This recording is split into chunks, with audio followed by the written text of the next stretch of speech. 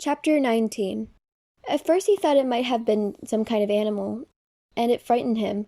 But as the sleep cleared from his head, he realized that the noise was coming from the cot next to him.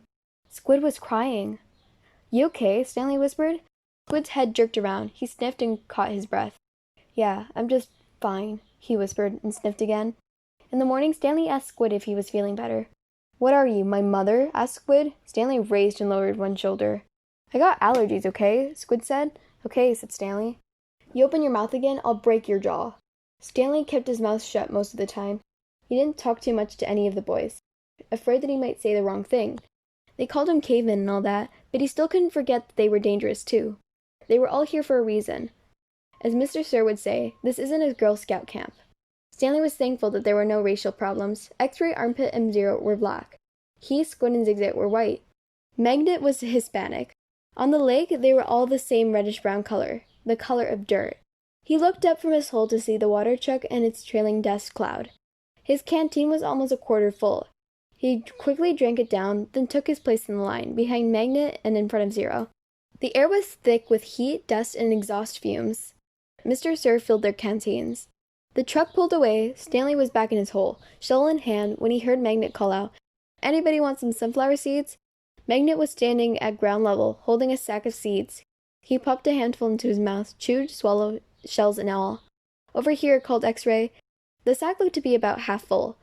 Magnet rolled up the top, then tossed it to X-Ray. "How did you get them without Mr. Sir seeing you?" asked Armpit. "I can't help it," Magnet said. He held both hands up, wiggled his fingers, and laughed. "My fingers are like little magnets."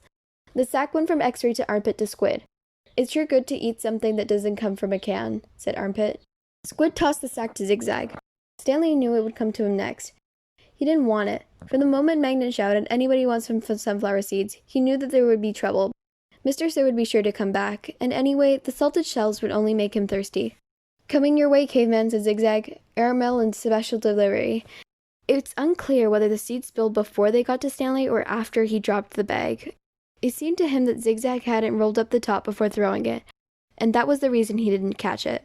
But it all happened very fast. One moment the sack was flying through the air, the next thing Stanley knew, the sack was in the hole and the seeds were spilled across the dirt.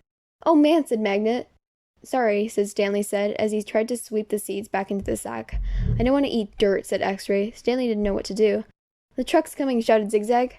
Stanley looked up and approached the dust cloud. Stanley looked up at the approaching dust cloud, then back down at the spilled seeds. He was in the wrong place at the wrong time. What else is new? He dug his shovel into this hole and tried to turn over the dirt to bury the seeds. What he should have done, he realized later, was knock one of his dirt piles back into his hole, but the idea of putting dirt into his hole was unthinkable.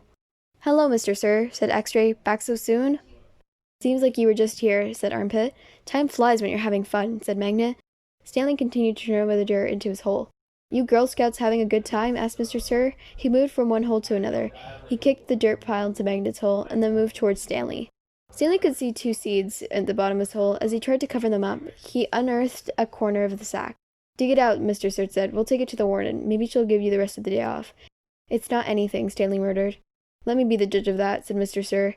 Stanley reached down and pulled up an empty burlap sack. He tried to hand it to Mr. Sir, but he wouldn't take it.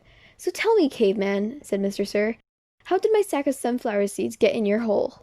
"I stole it from your truck." "You did?" "Yes, Mr. Sir." "What happened to all the sunflower seeds?" "I ate them all." "By yourself?" "Yes, Mr. Sir." "Hey, caveman," shouted Armpit. "How come you didn't share any with us?" "That's cold, man," said X-Ray. "I thought you were our friend," said Magnet. Mr. Sir looked around from one boy to another, then got back to Stanley. "We'll see what the warden has to say about this. Let's go." Stanley climbed out of his hole and followed Mr. Sir to the truck. He still held the empty sack. It felt good to sit inside of the truck, out of the direct rays of sun. Stanley was surprised he could feel good about anything at the moment, but he did. It felt good to sit down on a comfortable seat for a change, and as the truck bounced along the dirt, he was able to appreciate the air blowing through the open window into his hot and sweaty face.